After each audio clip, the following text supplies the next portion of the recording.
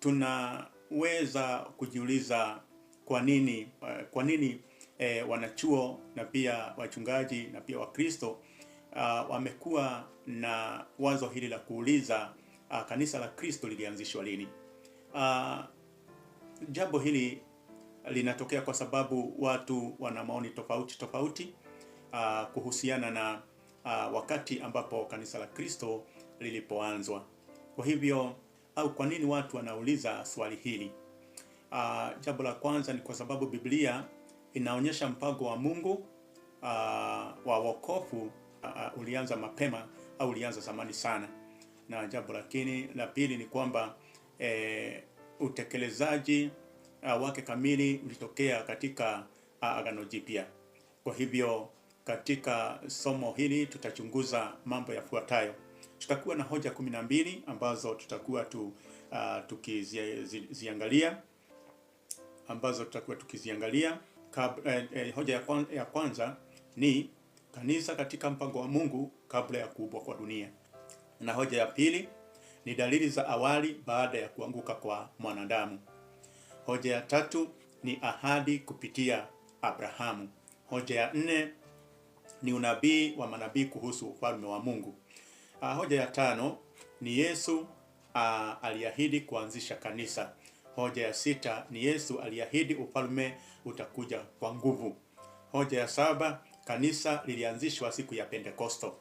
Na pia kuna hoja ya nane, kwa nini Pentekoste ndiyo mwanzo wa kanisa. Hoja ya tisa, kwa nini sio kabla ya hapo. Na vile vile katika hoja ya 10 ni je, kanisa lilianza wakati wa Paulo? Hoja ya 11 ni je, Constantine alianzisha kanisa? Na pia hoja ya 12 ni hitimizo kuu la Biblia.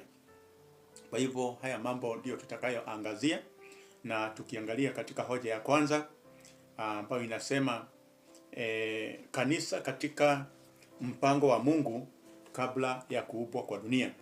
Kwa hivyo Biblia inaonyesha kwamba mpango wa kanisa ulikuwepo katika mawazo ya Mungu tangu milele.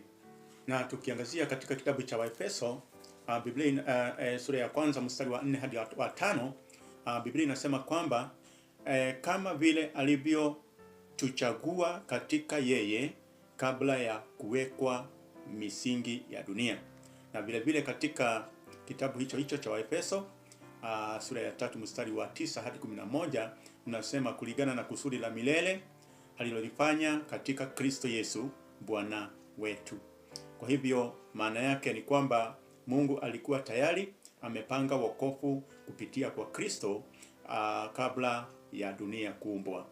Na vile vile lakini wakati huu tunaona kwamba hata kama Mungu alikuwa na mpango wa wokovu kupitia kwa Kristo kabla ya dunia kuumbwa, tunaona ya kwamba kanisa lilikuwa bado halijaanzishwa duniani. Ilikuwa katika mpango wa Mungu tu. Na katika hoja ya pili, dalili za awali baada ya kuanguka kwa mwanadamu. Kwa hivyo tunaona ya kwamba baada ya dhambi ya Adamu na Hawa, Mungu alitoa ahadi ya wokovu. Kwa hivyo katika kitabu cha Mwanzo sura ya 3 mstari wa 15, Biblia inasema kwamba uzao wa mwanamke utakuponda kichwa. Na hii ni unabii wa kwanza wa Kristo, yaani proto-evangelium.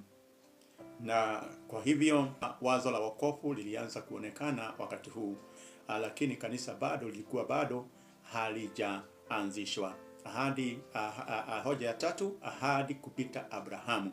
Kwa hivyo tunaona Mungu alipomuita Abrahamu alitoa ahadi kubwa. Na katika kitabu cha Mwanzo sura ya 12 mstari wa 3, Biblia inasema kwamba katika wewe mataifa yote ya dunia watabarikiwa. Kwa hivyo katika Agano Jipya Biblia inaeleza kuwa baraka hiyo ni kupitia kwake Kristo. Kwa hivyo katika vile kitabu cha Wagalatia sura ya 3 mstari wa 16, Biblia inasema kwamba ahadi zilinenwa kwa Abrahamu na kwa uzao wake, yaani Kristo. Kwa hivyo maana yake ni kwamba Abrahamu alikuwa sehemu ya mpango wa kanisa, lakini kanisa lenyewe lilikuwa bado halikuwa limeanzishwa katika wakati huo. Katika hoja ya 4 ni unabii wa manabii kuhusu ufalme wa Mungu. Na kwa hivyo manabii walitabiri kuja kwa ufalme wa Mungu ambao ni kanisa. Kwa hivyo katika kitabu cha Danieli sura ya pili mstari wa 44 Biblia inasema kwamba katika siku za wafalme hao Mungu wa mbinguni atasimamisha ufalme ambao hautaharibiwa kamwe. Na katika kitabu cha Isaya sura ya pili mstari wa pili hadi wa tatu Biblia inasema kwamba katika siku za mwisho mlima wa nyumba ya Bwana utaimarishwa. Kwa hivyo maana yake ni kwamba manabii walitabiri ufalme wa Mungu kwamba utakuja na vile vile utakuwa wa milele na mataifa yote yataingia ndani yake. Kufikia wakati huu wa unabii au wa manabii, kanisa lilikuwa bado halijaanzishwa. Tujue ya kwamba huu ulikuwa ni unabii, lakini sio tukio lililotokea, ulikuwa tu ni unabii tu. Katika hoja ya tano ni Yesu aliahidi kuanzishwa kanisa. Kwa hivyo wakati wa huduma ya Yesu kanisa halikuwa bado limeanzishwa. Ndio maana alisema katika kitabu cha Mathayo sura ya 16 mstari wa 18 kwamba juu ya mwamba huu nitalijenga kanisa langu. Na vile vile tunaona ya kwamba maneno muhimu ni nitalijenga, yaani katika zile tenses ni future tense au wakati ujao. Na hii inaonyesha ya kwamba kanisa halikuwa bado limeanzishwa kwa wakati huu. Katika hoja ya sita ni Yesu aliahidi ufalme utakuja kwa nguvu. Yaani Yesu alisema ufalme, yaani kanisa, utakuja kwa nguvu. Katika kitabu cha Mathayo sura ya 9 mstari wa kwanza Biblia inasema kwamba wapo hapo ambao hawataonja mauti mpaka waone ufalme wa Mungu umekuja kwa nguvu. Kwa hivyo Yesu pia alisema nguvu hiyo ni Roho Mtakatifu. Kwa hivyo katika kitabu cha Matendo ya Mitume sura ya kwanza mstari wa 8 Biblia inasema kwamba mtapokea nguvu atakapowajilia Roho Mtakatifu. Na katika hoja ya saba Biblia inasema katika hoja ya saba inasema kanisa ilianzishwa siku ya Pentekoste. Hapo ndipo tunaona tukio halisi katika kitabu cha Matendo ya Mitume sura ya pili. Siku ya Pentekoste Roho Mtakatifu alishuka. Haya tunayapata katika kitabu cha Matendo ya Mitume sura ya pili mstari wa kwanza hadi mstari wa 4. Na vile vile Petro akihubiri Injili katika Matendo ya Mitume sura ya pili mstari wa 14 hadi 36. Na vile vile watu walitubu na kubatizwa. Hapo ni katika kitabu cha Matendo ya Mitume sura ya pili mstari wa 38. Kwa hivyo watu 3000 waliokolewa na wakauganishwa.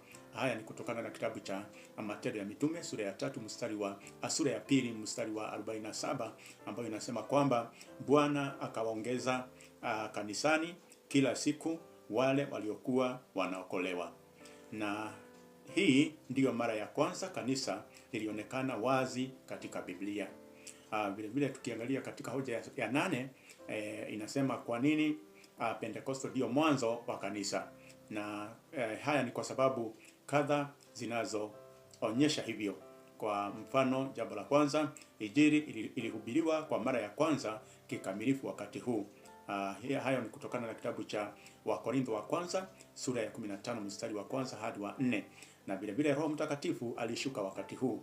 Haya ni kutokana na kitabu cha Matendo ya Mitume sura ya pili mstari wa kwanza hadi mstari wa 4. Na vile vile watu waliookolewa waliunganishwa katika kanisa. Matendo ya Mitume sura ya pili mstari wa 47. Na vile vile mitume walianza kazi ya kanisa. Kitabu cha Matendo ya Mitume sura ya pili mstari wa 42. Hoja ya 9 inasema kwa nini sio kabla ya hapo? Baada ya kifo cha Yesu kanisa halikuonekana bado. Baada ya kufufuka Yesu bado aliwaambia wasubiri. Matendo ya Mitume sura ya kwanza mstari wa 4 hadi mstari wa 5 inasema kwamba msiende bali na Yerusalemu, bali mgojeeni ahadi ya Baba. Na kwa hivyo tukiangaza katika hoja ya 10, hoja ya 10 inasema je, kanisa lilianza wakati wa Paulo? Na jibu ni la au hapana, kwa sababu Paulo aliokoka katika Matendo tunamuona akiokoka katika kitabu cha Matendo sura ya 9, wakati kanisa tayari lilikuwa linaendelea.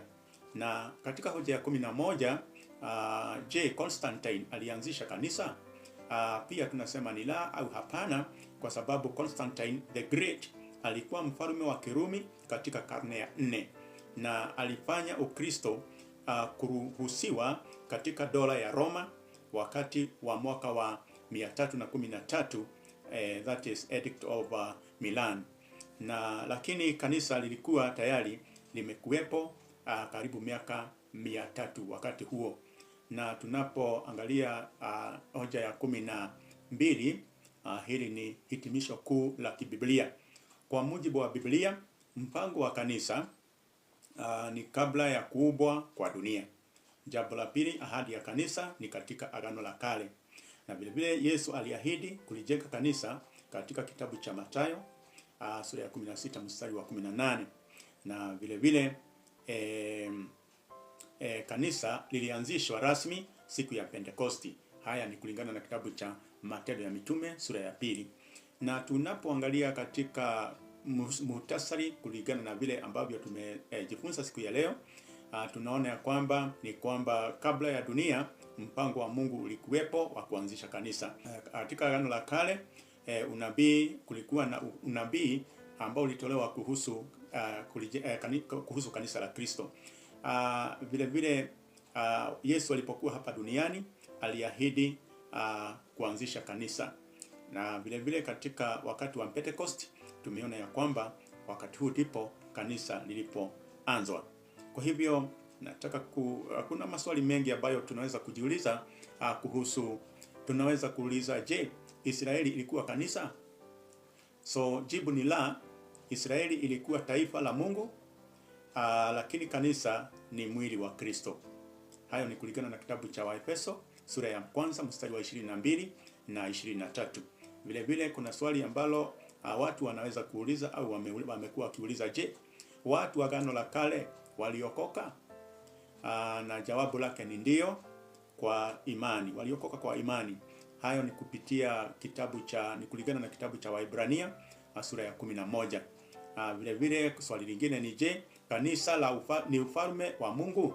Na jibu lake ni ndio. Haya ni kulingana na kitabu cha Wakolosai sura ya 1 mstari wa 13. Pia swali la 4 ni kwa nini Yerusalemu? Na jawabu ni kwa sababu kulingana na kitabu cha Luka sura 24 mstari wa 47, Biblia inasema kwamba Injili ilianza Yerusalemu. Kwa hivyo tunapohitimisha fundisho hili ni kwamba kanisa la Kristo halikuanzishwa wakati wa Adamu. Vile vile halikuanzishwa wakati wa Abrahamu. Halikuanzishwa wakati wa manabii. Halikuanzishwa wakati wa kuzaliwa kwa Kristo. Na vile vile halikuanzishwa baada ya kufa kwa Yesu. Lakini na pia halikuanzishwa baada ya kufufuka. Lilianzishwa siku ya Pentekoste. Hayo ni kwa mujibu wa kitabu cha Matendo ya Mitume sura ya 2. Kwa hivyo swali ambalo tumeuliza, je, kanisa la Kristo lilianzishwa lini? Natumai limeisha jibiwa. Kwa hivyo nakutakia kila laheri. Endelea kujifunza neno la Mungu, endelea kujifunza hoja nyingi ambazo zinatoka katika Biblia. Manake bado watu wana maswali mengi ambayo huwa wanauliza ambayo hawayaelewi. Kwa hivyo nakutakia kila laheri. Mungu akubariki. Shalom.